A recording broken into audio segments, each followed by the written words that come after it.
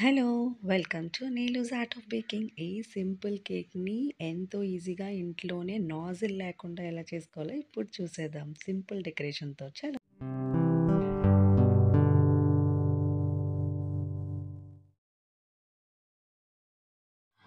Mango Moose cake అన్నాను కాబట్టి mango Moose, ఇంకా సోక్ చేసుకోవడానికి ఫ్రూటీ, ఇంకా పీసెస్ ఇవన్నీ రెడీ చేసుకొని పక్కన. ఫస్ట్ ఇది vanilla cake. Vanilla cake detail recipe వచ్చి నా ఛానల్లో ఉంది, ఒకసారి చెక్ చేయండి.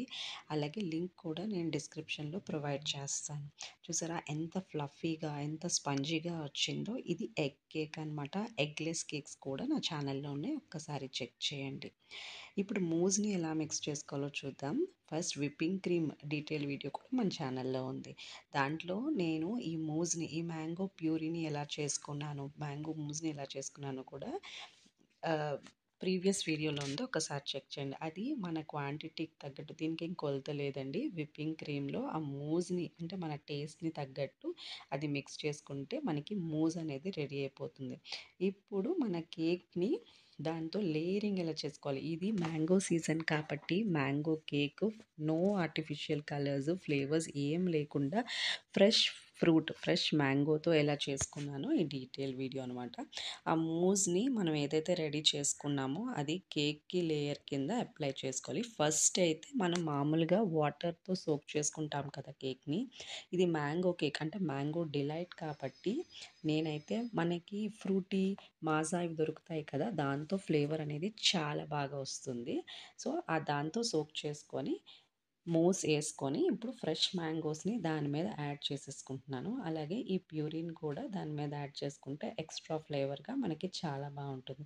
ఇప్పుడు దాన్ని స్ప్రెడ్ చేసేసుకుంటే మనకి ఫస్ట్ లేయర్ అనేది రెడీ అయిపోతుంది. ఇలా ప్రతి లేయర్ని మనం కోట్ చేసుకుంటూ రెడీ చేసుకుంటే మనకి ఫస్ట్ కోట్ అనేది అంటే లేయర్ ఫినిష్ అనేది అయిపోతుంది. ఇప్పుడు సెకండ్ లేయర్ పెట్టేసుకొని సేమ్ రిపీట్ చేసుకోవాలి. సేమ్ రిపీట్ చేసుకొని ఫైనల్ లేయర్ కూడా క్రమ్ కోట్ ఇచ్చేసుకుంటే మనకి బేసిక్ మ్యాంగో మూస్ కేక్ అంటే డెకరేషన్ లేకుండా జస్ట్ అలా క్రమ్ కోట్తో రెడీ అయిపోతుంది. కానీ ఫైనల్ లేయర్ ఏదైతే పెడతారో మీరు దాని మీద మ్యాంగోస్ అనేది పెట్టకండి. ఇప్పుడు చూసారా క్రమ్ కోట్ని ఇచ్చేసుకున్నాం. దీన్ని అట్లీస్ట్ హాఫ్ అన్ అవర్ ఫ్రిడ్జ్లో మనం సెట్ చేసుకుంటే మనకి క్రమ్ కోట్ అనేది ఫినిష్ అయిపోతుంది. అప్పుడు మనం ఫైనల్ లేయర్ ఇచ్చుకోవడమే, ఫైనల్ కోటింగ్. దీన్ని నేను హాఫ్ అన్ అవర్ ఫ్రిడ్జ్లో పెట్టి ఇప్పుడు తీసేస్తాను అనమాట. హాఫ్ అన్ అవర్ అయిపోయింది. ఇప్పుడు నేను దానికి ఫైనల్ కోటింగ్ అనేది ఇస్తున్నాను. ఫైనల్ కోటింగ్ మీరు పైపింగ్ బ్యాగ్ నాజిల్ లేకుండా కూడా ఆ పైపింగ్ బ్యాగ్ని కట్ చేసుకుని ఇలా క్రీమ్ని అప్లై చేసేసుకోవాలి. ఈ విప్పింగ్ క్రీమ్ని ఇంత థిక్గా ఎలా వచ్చిందో కూడా డీటెయిల్ వీడియో ఉంది నా ఓల్డ్ వీడియోస్లో, నేను లింక్ అప్లోడ్ చేస్తాను, ఒక్కసారి చెక్ చేయండి.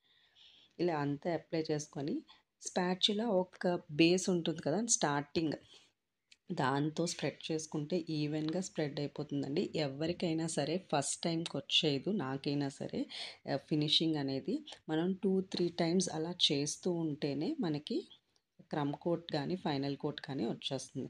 ఇప్పుడు ఇలాంటి స్క్రేపర్స్ కానీ మన దగ్గర ఏటీఎం కార్డ్స్ కానీ ఉంటాయి కదా, దాంతో లైట్గా మనం మూవ్ చేసుకుంటూ టర్న్ టేబుల్ని మనం ఫినిషింగ్ ఇచ్చుకుంటే మనకి ఫైనల్ కోట్ కూడా రెడీ అయిపోతుంది. ఇప్పుడు చూసారా ఇలా ఎడ్జెస్ని మనం స్మూత్ చేయాలంటే మనకి ఆపోజిట్ డైరెక్షన్లో స్పాచులాతో ఇలా ముందుకు లాగేస్తుంటే చూపిస్తున్నట్టుగా మనకి ఫైనల్ ఫినిష్ అనేది ఎటువంటి నీట్గా, చాలా నీట్గా అనేది మనకి ఫైనల్ లేయర్ కూడా వచ్చేస్తుంది.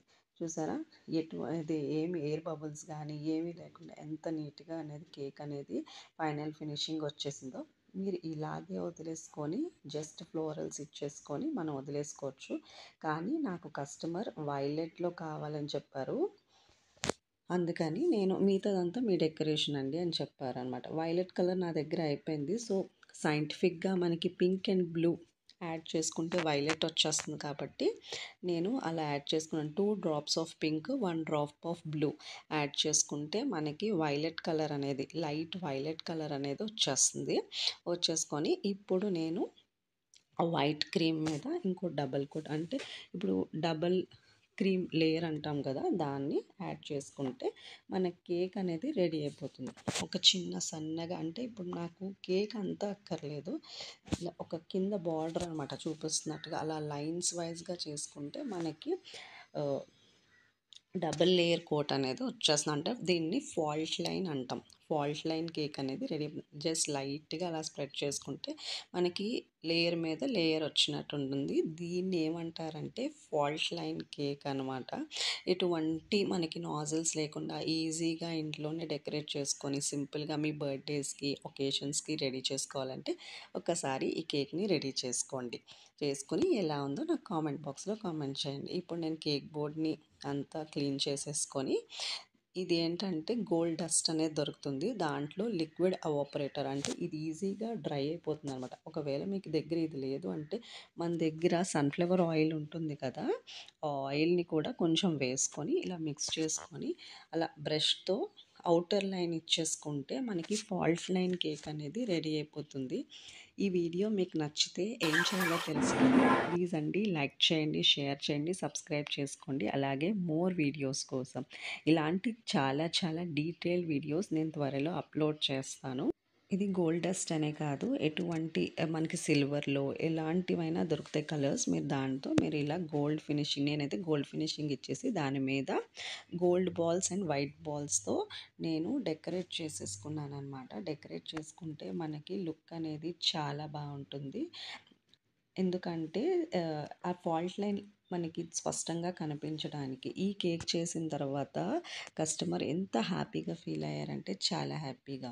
ఇలా అయిపోయిన తర్వాత మన ఇష్టం అండి డెకరేషన్. ఇవి ఫాక్స్ బాల్స్ అనమాట. ఇవి చాక్లెట్‌తో కూడా చేస్తారు. కానీ నేనైతే ఆర్టిఫిషియల్ ఫాక్స్ బాల్స్ అని దొరికితే వాటిని ఇలా డెకరేట్ చేసేసుకొని ఇంకా ఫైనల్‌గా బటర్‌ఫ్లైస్ ఇది ఒక లేడీకనమాట. సో, లేడీస్‌కి ఆటోమేటిక్‌గా బటర్‌ఫ్లైస్‌తో చాలా బావుంటుంది కాబట్టి నేను బార్డర్ అయితే వైలెట్ కలర్ ఇచ్చానని ఇలాంటి వైలెట్ కలర్ బటర్‌ఫ్లైస్ తీసుకొని ఆ స్ట్రింగ్స్ తీసేసి మనకి కావాల్సిన దగ్గర నేను డెకరేట్ చేసేసుకున్నాను. డెకరేట్ సింపుల్‌గా అయిపోతుంది. ఈజీగా అయిపోతుంది.